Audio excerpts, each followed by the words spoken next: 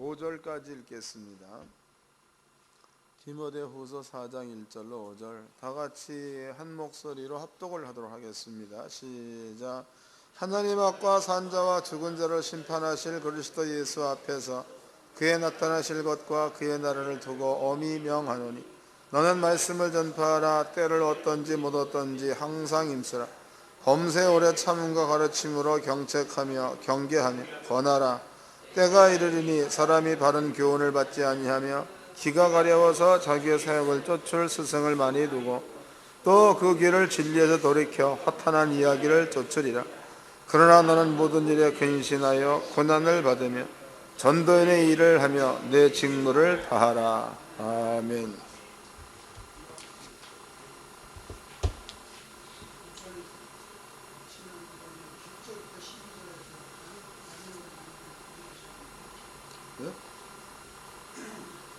여기는 디모데후서 4장 1절로 써놨네.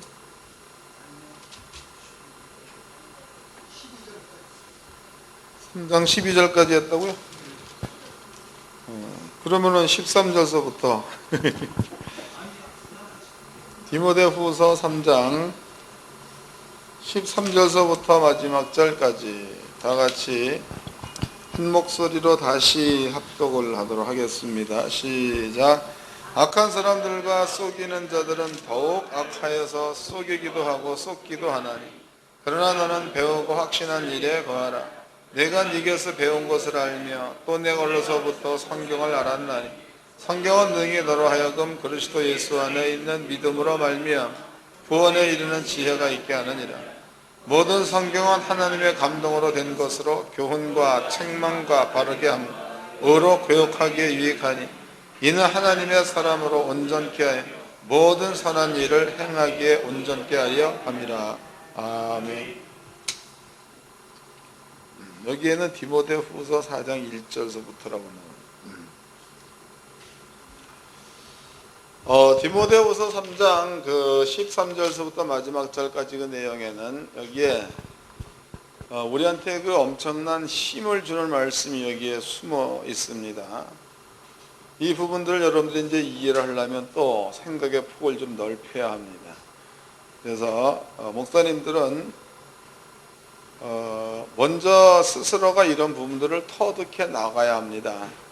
도라는 것은 옆에서 아무리 가르쳐 주어도 본인이 틀려고 하지 않으면 이것은 도를 틀 수가 없는 겁니다. 지식으로만 알 수 있는 거죠.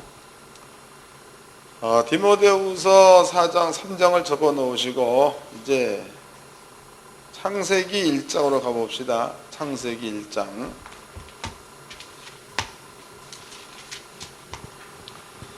창세기 1장 1절서부터 읽겠습니다. 창세기 1장 1절. 태초에 하나님이 천지를 창조하시니라. 땅이 혼돈하고 공허하며 흑암이 깊음에 있고 하나님의 신은 수면에 운행하시니라. 하나님이 가라사대 때 빛이 있으라 하시매 빛이 있었고 그 빛이 하나님 보시기에 좋았더라. 하나님이 빛과 어둠을 나누사 빛을 낮이라 칭하시고 어둠을 밤이라 칭하시니라. 저녁이 되며 아침이 되니 이는 첫째 날이니라. 그러면 창세기 1장에 여기에 하나님께서 천지를 창조하는 장면이 나옵니다. 이제 첫째 날에는 빛을, 두 번째 날에는 궁창을 만듭니다. 또 세 번째 날에는 씨 맺는 채소, 그 다음에 나무 만들죠. 네 번째 날에는 해, 달, 별들을 만듭니다. 다섯 번째 날에는 물고기하고 새를 만듭니다. 여섯 번째 날에는 사람하고 동물을 만듭니다. 그 다음에 이제 요것을 만들 때에 창세기 1장에서는 하나님의 신이란 하나님의 신이 수면에 운행했다 이런 말을 썼죠. 또 창세기 1장 26절에는 우리라는 말을 썼다고. 우리의 형상, 그 다음에 우리의 모양이라는 말을 썼다고. 그 다음에 이 말씀은 요한복음 1장 1절에 있죠. 태초에 말씀이 계시니 이 말씀 하나님이시니 그 다음에 이 말씀으로 말미암아 천지가 지어졌다는 얘기가 기록되어 있습니다. 그 다음에 요한일서 1장 1절서부터는 이 말씀에 관하여 우리가 눈으로 보았다, 손으로 만졌다, 그 다음에 이제 귀로 들었단 말이 있죠. 이렇게 나와 있습니다. 그럼 여기에 전부가 다 성경에 있는 내용들입니다. 근데 여기에서 하나님의 신이 수면에 운행했다는 거, 우리가 우리의 형상의 모양대로 그런 거, 이런 것들은 성경적인 그 얘기를 신학적인 용어로다가 계획하시는 분, 성부라고 얘기하죠. 아버지는 계획하시고, 아버지가 계획해 놓은 것을 완성시켜 놓으신 분이 성자다고 합니다. 예수님이죠. 그 다음에 이제 예수님께서 완성시켜 놓은 것을 이루어가는 자, 그 성령이라고 합니다. 성령은 성취해 가는 자라고 합니다. 이거 알아들으시나요? 못 알아듣시는 분들을 위해서 설명을 좀 해드리겠습니다. 에베소서 1장입니다. 에베소 1장을 보면 거기에 창세전 그리스도 예수 안 그랬습니다. 그리고 하나님의 경륜이란 말이 있습니다. 그럼 하나님께서 창세 전에 예수를 이 세상의 구원자로다가 보낼 것을 하나님이 계획을 하시네. 계획했습니다. 그 다음에 이제 요한복음이라든가 마태마가 누가 다 나와 있죠.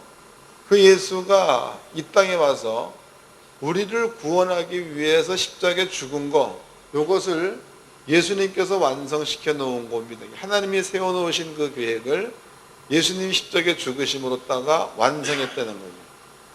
그 다음에 이제 예수님이 죽고 3일 만에 부활하시고 승천하셨습니다. 그리고 예수 믿는 우리들한테 성령을 보내주었죠. 성령.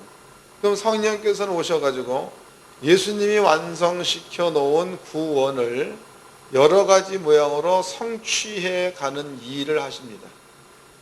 이해가 되셨나요? 한 가지 여기 성취한다는 그 얘기를 좀 해보도록 합시다. 가령 복음이라는 것을 이제 여기 한 사람이 있습니다. 이 사람이 상대방한테 복음을 증거했습니다. 그럼 복음을 증거했을 때에 이 사람이 그 복음을 듣고 마음 가운데에 믿음을 가졌다. 믿음. 그러면은 요것은 복음을 전하는 사람은 이 사람이 하는 거지만 실제로는 성령께서 이 사람 속에 들어가서 이 사람의 입을 사용해서 이 사람으로 하여금 예수를 믿게 만드는 거니까 성령께서 예수가 완성시켜 놓은 구원을 성취해 가는 것이라고 보면 되겠죠. 또 치료도 마찬가지로 치료도 병든 데서 손 오면 낫는다. 이 얘기는 예수님께서 완성시켜 놓은 겁니다. 근데 실제로 지금 이 시대에 우리가 병든 자한테 손을 얹었더니 치료가 됐다. 이 얘기는 성령께서 성취한 것이 되는 겁니다. 그래서 이것을 성부께서는 계획하시고 성자께서는 완성시키시고 성령께서는 성취하신다. 이렇게 이제 간단하게 정리를 해드렸습니다. 이걸 기억해 놓으세요. 창세기 1장에서 하나님의 신이 수면에 운행했다. 이것은 성령을 말하겠죠. 또 우리가 우리의 모양대로, 요 가운데는 성부, 성자, 성령이 다 들어가 있는 겁니다. 또 요한복음 1장 1절 말씀에서 말씀은 곧 하나님이니, 그 말씀 안에 하나님, 하나님 안에 말씀, 전부 다 똑같은 이야기입니다. 그렇다면은 하나님께서 천지를 창조할 때에 빛이 있으라 이 말씀을 하실 때에 우리가 한 거고, 궁창이 있으라 이 말씀하실 때에도 우리가 한 겁니다. 그 다음에 씨나 나무나 이런 것들이 있어나라 이거 할 적에도 우리가 한 겁니다. 그러면 천지를 창조할 때에 성령께서도 천지 창조할 때 동참했다는 거죠. 성령께서도. 그러면 하나님께서 빛이 있으라 이 말씀을 하실 때에 성령도 함께 계셨고, 궁창이 있으라 이 말씀을 하실 때에도 성령께서 함께 계셨습니다. 씨 맺는 나무 혹은 해와 달과 별 이런 것들을 만들 때에 성령께서는 다 참여를 하신 분입니다. 근데 여기에서 빛이 있으라, 궁창이 있으라, 씨가 있으라, 나무가 있으라, 뭐 해와 달과 별이 있으라, 이런 것들은요, 하나의 어떤 그 나무, 이 나무를 만든 말이다고. 만든 말. 해, 그럼 해를 만든 말이죠. 예. 그다음에 달, 그러면 달을 만든 말입니다. 근데 여기에서 해와 달과 별을 향하여, 해와 달과 별은 사시와 일자와 연한을 이루어라. 이 말은 해와 달과 별을 움직여주는 말이라는 거죠. 그러면 요 해와 달과 별이 있으라, 요 말과 사시와 일자와 연한을 이루어라, 이 말이 하나가 되었을 때에 우리는 자전이라고도 하고 공전이라고도 하죠.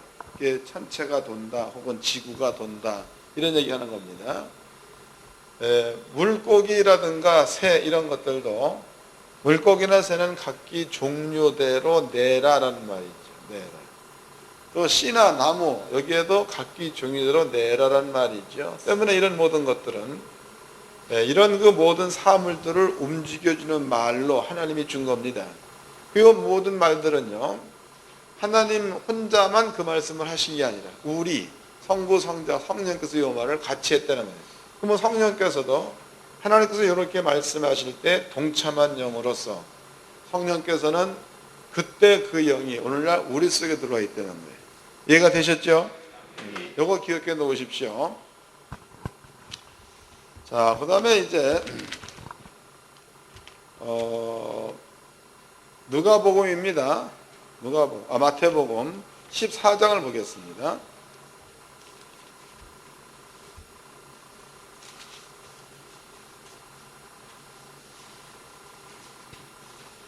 마태복음 14장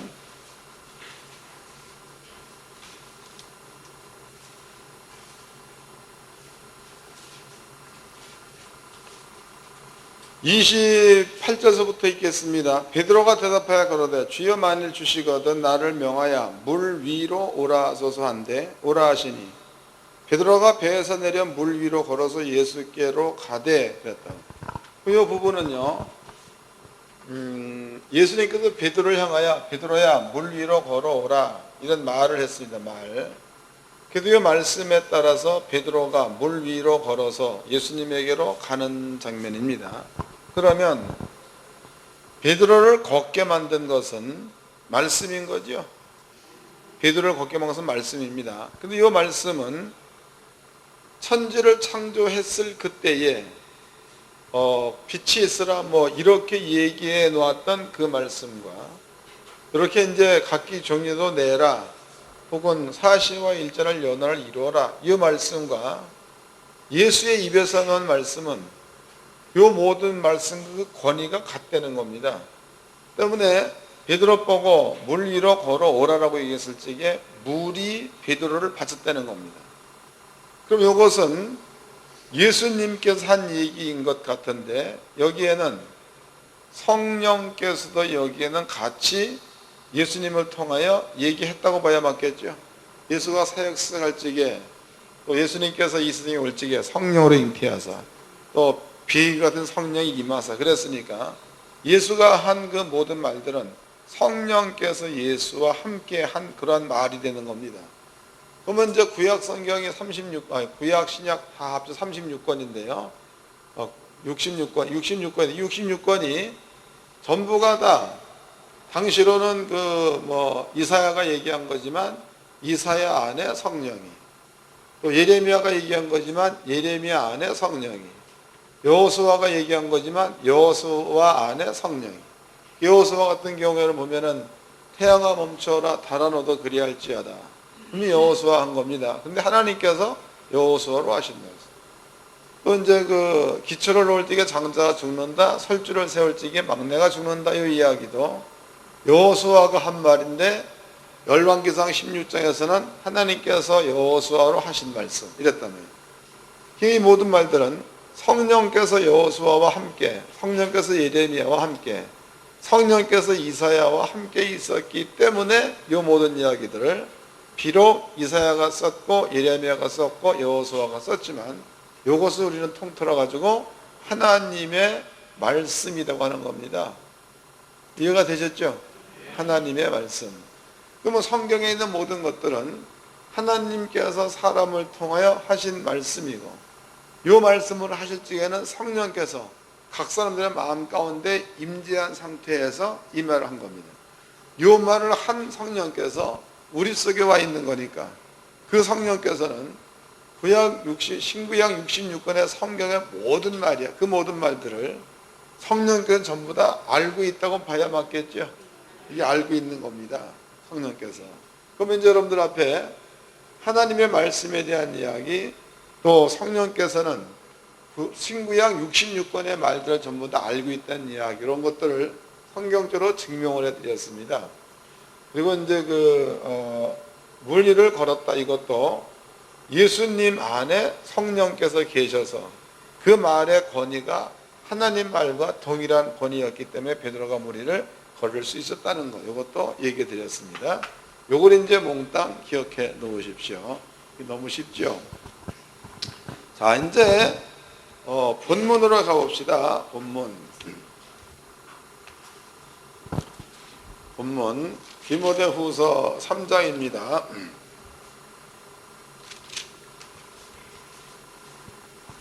14절서부터 읽겠습니다. 디모데후서 3장 14절. 그러나 너는 배우고 확신한 일에 거하라. 너는 배우고 확신한 일. 그럼 여기서 배운다라는 것은 사도 바울이 얘기한 거니까 하나님 말씀을 배우라는 이야기죠. 배우고 배운 확실한 말씀 안에 거하라, 그 얘기입니다. 내가 네게서 배운 것을 알며 또 내가 어려서부터 성경을 알았나니 성경은 능히 너로 하여금 그리스도 예수 안에 있는 믿음으로 말미암아 구원에 이르는 지혜가 있게 하느니라. 그러면 성경 안에 구원에 이르는 지혜가 있다는 거죠. 구원에 이르는 지혜. 그 다음에 16절. 모든 성경은 하나님의 감동으로 된 것으로 교훈과 책망과 바르게 함과 의로 교육하게 유익하니 이는 하나님의 사람으로 온전케 하며 모든 선한 일을 행하기에 온전케 하려 함이니라 그랬습니다. 그러면 사도 바울이 사랑하는 제자 디모데한테 성경 안에는 사람들로 하여금 구원을 얻게 만드는 모든 것들이 성경 안에는 다 들어가 있다는 거죠. 성경 안에. 이제부터는 못 깨달으면 안 됩니다. 성경 안에 다 들어가 있다는 거예요. 그러면 이제 그 사도 바울이 디모데한테 얘기한 것을 근거로 해가지고 제가 이제 한 가지 문제를 좀 내보도록 하겠습니다. 문제.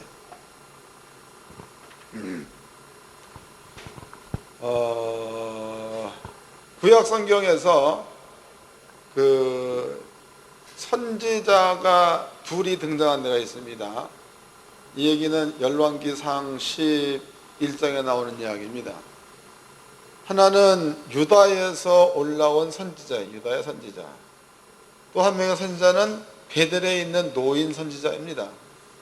근데 유다에서 올라온 그 선지자가 그 여로보암 왕을 향하여 이 단 위에 요시야라는 사람이 나타나서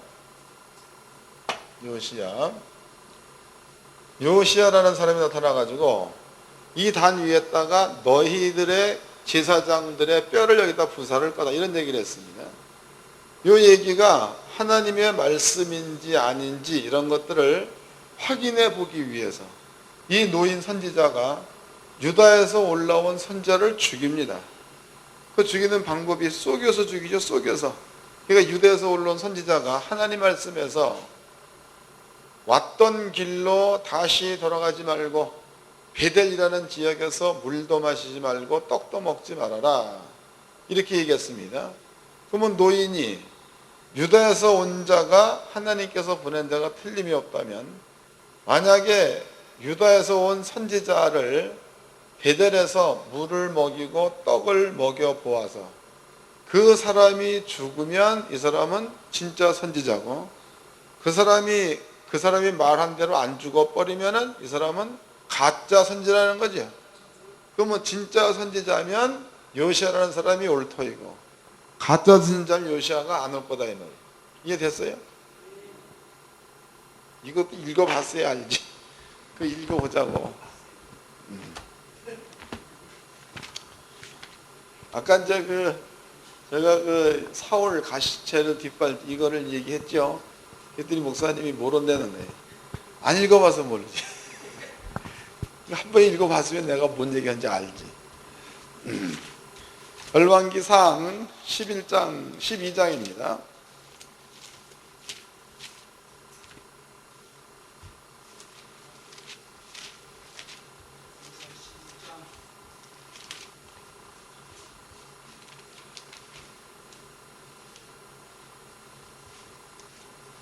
어, 13장 1절서부터 읽겠습니다. 때에 하나님의 사람이 여호와의 말씀으로 인하여 유다에서부터 베델에 이르니 아침 여로보암이 단 곁에 서서 분향하는지라. 하나님의 사람이 단을 향하여 여호와의 말씀으로 외쳐 가라사대 단아 여호와께서 말씀하시기를 다윗의 집에 요시야라 이름하는 아들을 낳으리니 저가 내 위에 분향하는 산당 제사장을 내 위에 제사할 것이요 또 사람의 뼈를 내 위에 살이라 하셨느니라.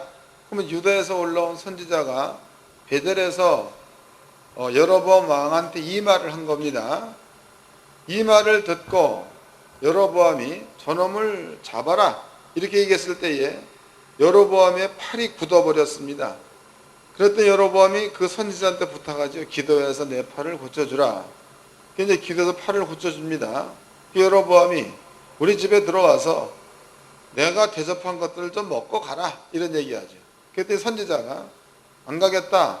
하나님께서 베델에서는 아무것도 먹지 말라고 얘기했다. 그럼 나는 죽는다 이런 얘기했습니다. 자 이제 읽어보겠습니다. 6절입니다. 왕이 하나님 사람에게 말하여 가로되 청컨대 너는 나를 위해 하나님 여호와께 은혜를 구하라. 내 손으로 다시 성하게 기도하라. 하나님의 사람이 여호와께 은혜를 구하니 왕의 손이 다시 성하여 전과 같이 되니라. 왕이 하나님의 사람에게 이르되 나와 함께 집에 가서 몸을 쉬라. 내가 내게 예물을 주리라.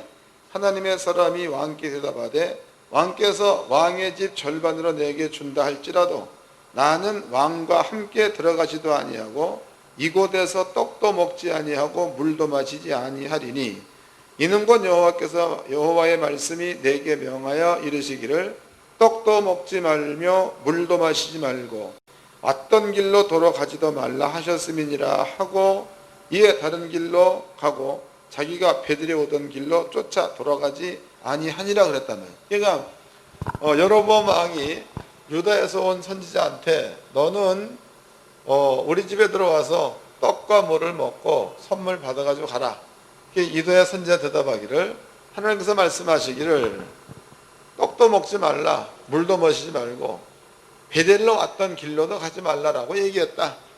그러면 나는 유다로 가야 되겠다 이런 얘기합니다. 그러면은 이 유다에서 온 선지자가 요시야라는 사람이 일어나가지고 단 여기에다가 뼈를 불살르고 제장을 여기다가 태워 죽일 거다 이런 얘기 해놓고 이 말했단 말이죠. 그러면 이 사람이 진짜로 하나님의 선지자냐 선지자가 아닌가를 알아보려면은 만약에 이 사람한테 베델에서 물을 먹였다, 베델에서 떡을 먹였다, 왔던 길로 돌아가게 만들었다. 그러면 유다에서 온 선지자는 하나님 말씀을 어긴게 되는 거니까 이 사람은 죽어야 된다는 거지. 이해됐어요? 만약에 이제 이 선지자가 물도 먹지 않고 떡도 먹지 않고 다른 길로 그냥 유다로 가버리면 이 사람은 그냥 살아있는 자가 되는 거다 말이에요. 그래서 베델에 있는 노인 선지자가 이 소식을 듣습니다. 그래가지고 젊은 선지를 찾아갑니다. 얘기하죠. 너만 선지자냐? 나도 선지자다. 어지게봄의 꿈에 하나님께서 천사를 나한테 보냈다. 그래가지고 너한테 찾아가서 물과 떡을 먹여서 피곤함을 달래주고 보내라 라고 얘기했다. 그러면 이제 노인 선자가 유대에서 올라온 젊은 선자한테 거짓말하는 겁니다. 그러면 이제 만약에 이 말을 듣고 유대에서 온 선지자가 노인네 말을 그대로 믿어서 물과 떡을 먹어버리면 유대에서 온 선자는 살아야 돼, 죽어야 돼? 죽으면 진짜 선지자고 안 죽으면 가짜죠. 이제 분별법을 아셨어요? 그래서 이 노인 선지자가 이 유다에서 온 선지를 속입니다. 속여서 물과 떡을 먹어버렸어요. 근데 조금 있다가 사자가 나타나가지고 나귀도 안 잡아먹습니다. 고기도 안 잡아먹습니다. 그리고 유다에서 올라온 그 선지자만 죽여버리고 그 자리에 서 있는 거죠. 그 다음에 노인 선지자가 유다에서 올라온 선지자가 죽었다는 얘기를 듣고 그 시체를 거두어 가지고 와가지고 대성통곡을 합니다. 이는 과연 하나님의 사람이로다. 그러므로 이 사람의 시체를 내 무덤에다가 넣자, 이렇게 얘기하고, 이 사람이 얘기한 대로 다윗 집안에서 여호시아라는 자가 일어나 가지고 실제적으로 이렇게 단 위에서 뼈를 살릴 거다, 이런 얘기를 이 노인네가 확증을 해준다 이 말이. 그리고 세월이 지난 다음에 므낫세 아들 이름이 아몬이죠. 아몬 아들 이름이 요시아입니다. 그 요시아 왕이 실제적으로 그 당시에 이런 일을 했단 말이죠. 이해가 되셨죠? 이제 읽어보도록 합시다. 11절입니다. 베델에 한 늙은 선지자가 살더니 그 아들들이 와서 이 날에 하나님의 사람이 베델에서 행한 모든 일을 저에게 고하고, 또 그가 왕에게 고한 말씀도 저희가 그 아비에게 고한지라. 그 아비가 저희에게 이르되 그가 어느 길로 가더냐 하니 그 아들들이 유다에서부터 온 하나님의 사람의 간 길을 보았습니다. 저가 그 아들들에게 이르되 나를 위하여 나귀 위에 안장을 지으라. 저희가 나귀 안장을 지으니 저가 타고 하나님의 사람의 뒤를 쫓아가서 상수리 나무 아래 앉은 것을 보고 이르되 그대가 유다에서 온 하나님의 사람이뇨? 대답하되 그러하다. 저가 그 사람에게 이르되 나와 함께 집으로 가서 떡을 먹으라. 대답하되 나는 그대와 함께 돌아가지도 못하겠고 그대와 함께 들어가지도 못하겠으며 내가 이곳에서 그대와 함께 떡도 먹지 아니하고 물도 마시지 아니하리니 이는 여호와의 말씀이 내게 이르시기를 내가 거기서 떡도 먹지 말고 물도 마시지 말며 또 내가 오던 길로 돌아가지도 말라 하셨음이로다. 저가, 그러면 노인 선지자가 그 사람에게 이르되 나도 그대와 같은 선지자라. 천사가 여호와의 말씀으로 내게 이르기를 그를 내 집으로 데리고 돌아가서 그에게 떡을 먹이고 물을 마시우라 하였느니라 하니 이는 그 사람을 속임이라. 이에 그 사람이 저와 함께 돌아가서 그 집에서 떡을 먹으며 물을 마시더라. 그럼 이 사람이 쏘은 거죠. 또 쏘았으면 이 사람은 가다가 이제 죽어야 돼, 살아야 돼? 죽어야 이 사람이 참 선지자다 이 말이에요. 이해가 되는 겁니까? 자, 이제 그 밑에를 읽어보도록 하겠습니다. 23절입니다. 자기가 데리고 온 선지자가 떡을 먹고 물을 마신 후에 그를 위해 나귀 안장을 지으니라. 이에 그 사람이 가더니 사자가 길에서 저를 만나 죽임에 그 시체가 길에 버린 바 되니 나귀는 그 곁에 섰고 사자도 그 시체 곁에 섰더라. 죽었죠. 그럼 죽었다는 얘기는 이 사람이 참 선지자다, 이런 뜻입니다. 그 다음에 이제 29절입니다. 늙은 선지자가 하나님의 사람의 시체를 떠들어 나귀에 실어가지고 돌아와 자기 성읍으로 들어가서 슬피 울며 장사하되 곧 그 시체를 자기 묘실에 두고 그를 위해 슬피 울며 가로되 오호라 나의 형제여. 그 얘기는 뭐예요? 참 선지자다 이 말이죠. 이해가 되셨죠? 자, 그러면 이제 여기서 우리는 한 가지 생각해 보도록 합시다. 그러면은 분명히 여기도 선지자, 노인도 선지자입니다. 근데 그 노인 선지자는 젊은 선지자가 한 모든 말들이 사실이냐 사실이지 않느냐 이런 것들을 알아보는 데 있어서 하나님 말씀을 어기면 죽는다, 이런 것들을 그 노인이 이 선지자한테 적용시켜서 선지자로 하여금 하나님 말씀을 어기게 만들어 본 겁니다. 그 선지자가 죽었단 말이죠. 그 얘기는 이 선지자가 하나님의 사자가 틀림없다는 사실에 대한 증거가 됐대, 증거. 그래서 노인이 울었다, 자기 묘실했다, 시체를 장사 지냈다, 이렇게 나와 있습니다. 요것 기억해 놓으세요. 요거. 이제 아까 얘기했듯이 질문 좀 해보도록 합시다. 질문. 그러면 성경 66권이 전부가 다 성령에 의해서 기록됐다라는 것을 여러분께 설명해 드렸습니다. 성경 66권이. 그럼 여러분들이 아까 이제 디모데를 보니까 배우고 그다음에 확신한 가운데 거하라 그랬단 말이에요. 배우고 확신한 가운데. 배우고 확신한 가운데. 그럼 여기서 이제 노인 선지자는 선지자이니까 하나님 말씀을 안 되는 거지. 배웠다는 거예요. 근데 배운 요 성경 말씀이 신명기서 18장 2로 되어 있습니다. 너희가 하나님 말씀인 줄 어떻게 알려? 라고 물어보거든. 하나님 말씀에 증언도 없고 효험도 없으면 그는 하나님이 보낸 선지자가 아니니 그는 두려워 말라. 이런 말이 있나요 없나요? 있죠. 예, 시간상 찾아보지 맙시다. 그런 말이 있습니다. 그러면 노인 선지자는 그 선지자가 한 그 말에 하나님 말씀인가 말씀이 아닌가를 알아보기 위해서 이런 방법을 썼다는 겁니다. 이런 방법. 그러면 성경 말씀은 비록 시대와 저자에 따라서 다릅니다. 그렇지만 그 속에 그 글을 쓰게 만들었던 영은 성령, 같은 영입니다. 같은 영. 그러면 그 성령이 성경책을 읽었을 때에, 이건 당신이 쓴 글이니까, 그 성령이 당신이 쓴 성경을 읽었을 때에 이것을 틀리다라고 얘기하면 성령이 다르든지 성경이 잘못됐든지 둘 중에 한 가지죠. 맞아요? 성령에 의해서 성경이 기록된 건데 성경이 안 믿어진다. 또 성령이 뭐 그런 게 다 있느냐 이런다면은 그 사람은 본질부터 해결을 받아야 될 사람입니다. 본질부터. 그 다음에 요 성령이 성경이 하나님 말씀이 틀림이 없다라는 믿음이요. 그러한 믿음이 성령에 의해서 생긴 것 같다면, 그러면 우리에게 나타나야 될 그 현상은 뭐냐면 하나님 말씀이 틀림없이 이루어질 수밖에 없다는 것에 대한 믿음이 노인 선지자와 같이 있어야 맞다는 거예요. 맞아요?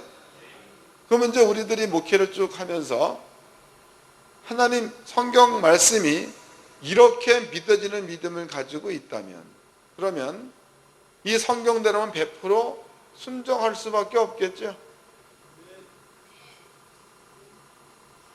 그러면 순종이 안 되는 건 왜 그런 거예요? 네? 말씀에 순종 못하겠다, 이건 왜 그런 거냐? 그건 궁금하죠? 네? 말씀에 순종할 수 없다, 이것은요, 이건 웃고 넘어갈 문제가 아니야. 무언가가 여러분들이 잘못되어 있다는 겁니다. 성령을 받은 건지 딴 걸 받은 건지, 아니면 안 받았는데 받았다고 착각하고 사는 건지. 성경이 믿어지면 틀림없이 이것은 100% 순종하게 되어 있습니다. 이건 진짜예요. 이건 제가 경험해 본 겁니다. 이건 제가 이제 오래전에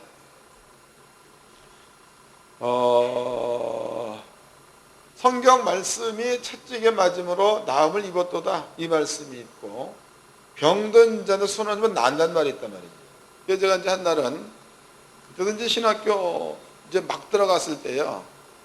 그러니 뭐 원래 거기 내가 이제 뭐 이렇게 담배 끊으러 가고 뭐 술 끊으러 이런 거니까 신학교 목사 되기 위해서 간 게 아닙니다, 나는. 그런데 그때에 서울에 그 돈 받을 일인데, 그때 그 나한테 그때 돈으로다가 대략 한 뭐 2, 3억 정도 될 것 같아. 그러니까 87년도인가 뭐 그때에 그 정도 그 손해를 끼친 사람이 있습니다. 근데 그 양반한테 이제 수금 돈 받으러 갔어, 돈. 근데 이 양반이 영 뺀질이야. 그냥 뭐 대책이 없어. 속이사 해가지고 이제 둘이 앉아서 소주 한 잔 먹었단 말이지. 신학교 간 상태에서. 그래서 이제 한 잔 먹고 헤어졌어요. 헤어져갖고 친구 집에 갔습니다. 이제 거기서 하룻밤 자고 올라오려고, 내려오려고. 근데 그때에 그 친구 동생이 허리가 아파가지고 허리를 못 쓰는 거예요. 허리. 못 일어나는 거예요. 그래서 한 잔 먹었으니 알딸딸하지 조금 이래. 야, 이럴 때다 말이에요. 손 얹고 기도했습니다. 허리짝에다 놓고 술 취해가지고 예수 이름으로. 그럼 성경대로라면 나야 돼, 안 나야 돼? 그렇죠. 성경대로라면 나야 되는 거예요. 그럼 내가 마음 가운데 그러한 믿음이 없다면 행동이 안 나가죠. 믿음이 있으면 행동할 수 있는 거다고. 그래서 기도해 줬죠. 예수 이름으로 허리는 날지어다. 근데 이게 나버렸어요, 이게. 그럼 우리 이런 것들을 어떻게 봐야 될 거냐 이거죠. 이런 것들을. 분명히 성경은 성령에 의해서 믿어진 말씀 같다면 순종하게 되기 때문에. 지금 사도 바울이 디모데한테 배우고 확신한 가운데 거하라는 얘기가 그 얘기예요. 이해되셨나요? 이제 본문을 다시 읽어보도록 합시다. 목사님들도 개념을 많이 바꿔야 돼요.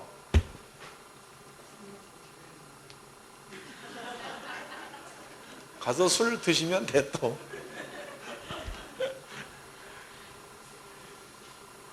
근데 그런다고 해서 그것만 붙들으면 안 돼. 정수영 목사님이 옛날에 술 먹고 기도해서 낫더라. 이러면 안 돼. 이건 예를 들어서 하는 얘기니까. 옛날에 그 누굽니까 어떤 그 목사님, 우리나라에서도 그 유명한 목사님인데 그분이 그 집회 가운데 무슨 얘기를 잘못했는 거고. 근데 기자 양반이 앞뒤 꼭지 다 떼버리고 그것만 날름 잡아가지고 기사를 써버렸어요. 기사. 그 사람 잡는 거요. 그 기자는 누군지 몰라도 저주 받아야 될 사람이다. 그 복음을 꺾는 사람. 그 사람 못된 사람들입니다. 디모데 후서 3장을 보겠습니다. 14절부터 읽겠습니다. 그러나 너는 배우고 확신한 일에 거하라. 그러면은 지금 아까 이제 노인네 얘기를 제가 해드렸습니다. 그럼 노인네는 신명기 18장에 있는 그 말씀을 알고 있는 거죠. 알고 있는 그 말씀을 유다의 선지자한테 믿음으로 적용시켰더니 말씀이 존재가 돼 나타났다. 이것을 배우고 확신한 일이 되는 겁니다.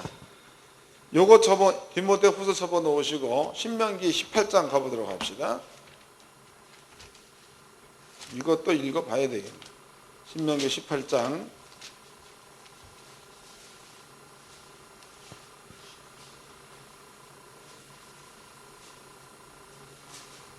17절서부터 읽겠습니다. 신명기 18장 17절. 여호와께서 내게 이르시되 그들의 말이 옳도다. 내가 그들의 형제 중에 너와 같은 선지자 하나를 그들을 위해 일으키고 내 말을 그 입에 두리니 내가 그에게 명하는 것을 그가 무리에게 다 고하리라.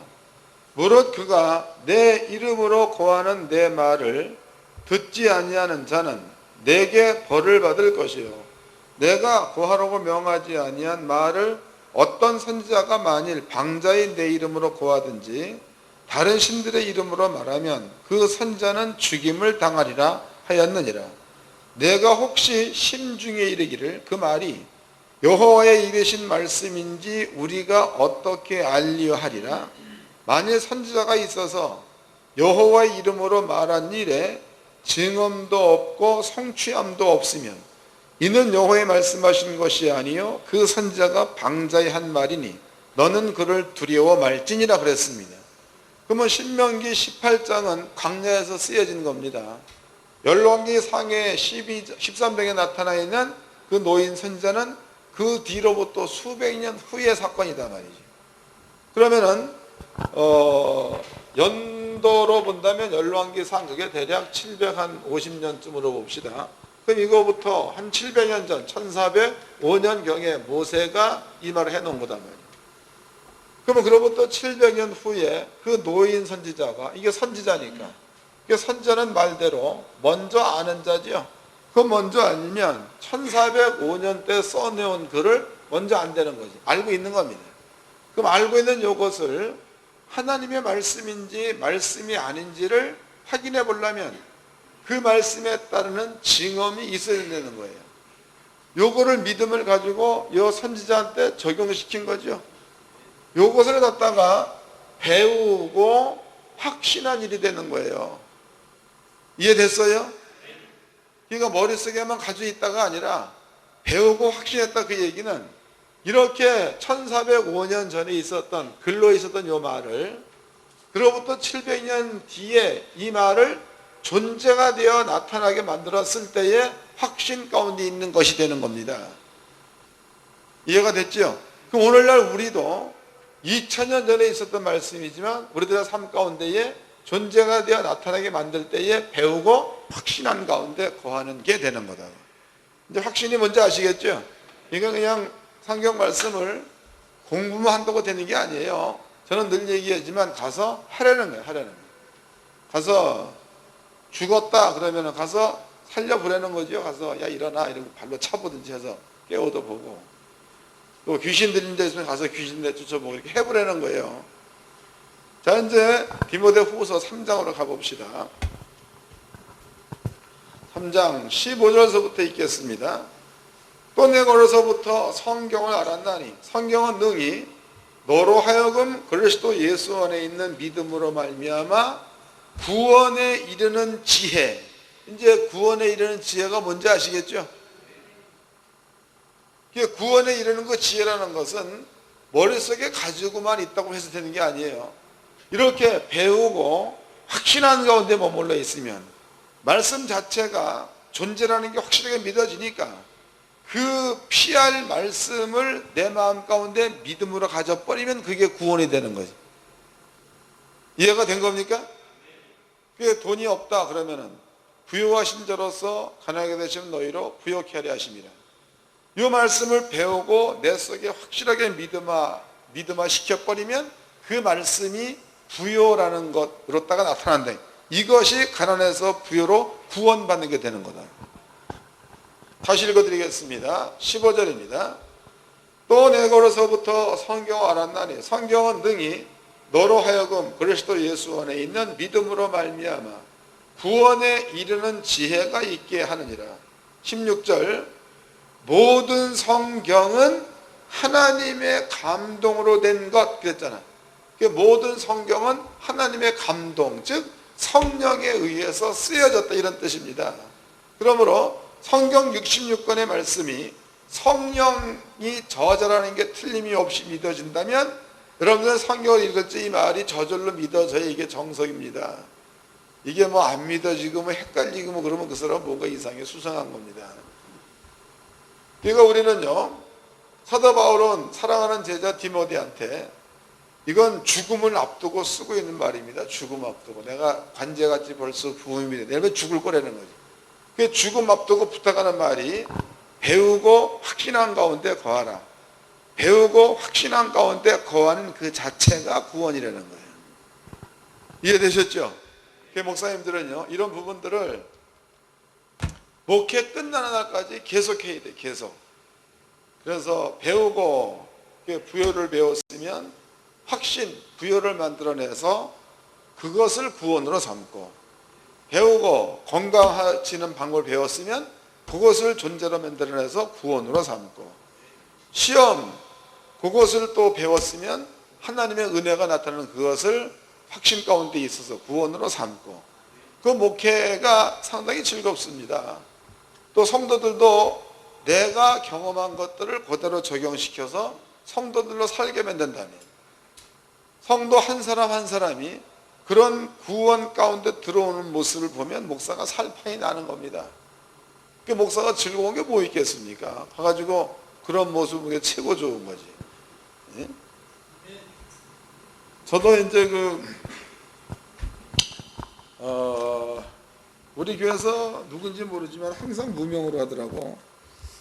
목사님 선교회비 얼마, 그래서 나한테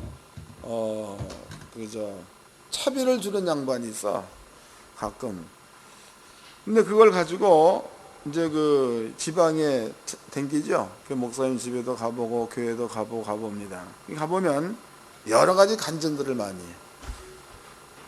그러면 가보면 거기에 뭐 기름값 들어가고 뭐 내 노동 들어가고 뭐 그런 거다고.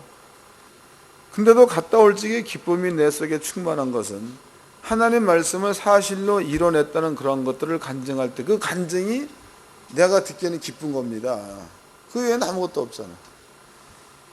근데 이거 사도 바울이 한 얘기가 그 얘기예요. 바울이 배우고 확신한 가운데 거하라. 그 확신이 너희의 구원이다.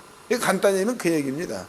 그 요 구원이 성도들한테 그냥 자연스럽게 이루어져 버리면 그 자체가 안 믿는 사람들한테는 표적이 되는 거니까. 구태여 예수 믿으라 믿지 말라 안 해도 주변에 안 믿는 형제가 본다거나 친구가 본다거나 그 모습을 보면 아, 신이 있는가 보다 이렇게 느끼는 거다고.